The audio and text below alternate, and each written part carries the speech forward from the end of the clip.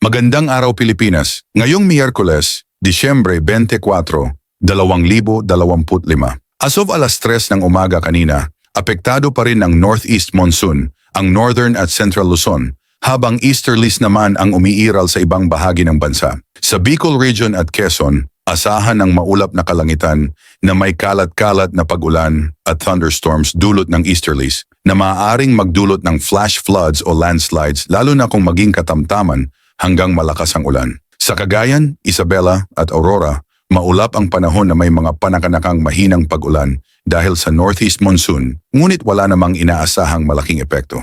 Sa Ilocos Region, Cordillera Administrative Region, natitirang bahagi ng Cagayan Valley at Central Luzon, bahagyang maulap hanggang maulap ang langit na may isolated light rains at wala ring inaasahang significant impact. Samantala, sa Metro Manila at sa nalalabing bahagi ng bansa, bahagyang maulap hanggang maulap na kalangitan na may isolated rain showers o thunderstorms dulot ng easterlies at posible ang pagbaha o landslides sa oras ng matitinding thunderstorms. Para sa wind at coastal water conditions, sa Northern Luzon, Central Luzon at silangang bahagi ng Southern Luzon, katamtaman hanggang malakas ang ihip ng hangin mula hilagang silangan at magiging katamtaman hanggang maalon ang karagatan na may taas ng alon na 1.5 hanggang 2.8 metro. Sa nalalabing bahagi ng bansa, mahina hanggang katamtaman ang hangin mula hilagang silangan at bahagyang hanggang katamtaman ang pag-alon ng dagat mula 0.6 hanggang 2.5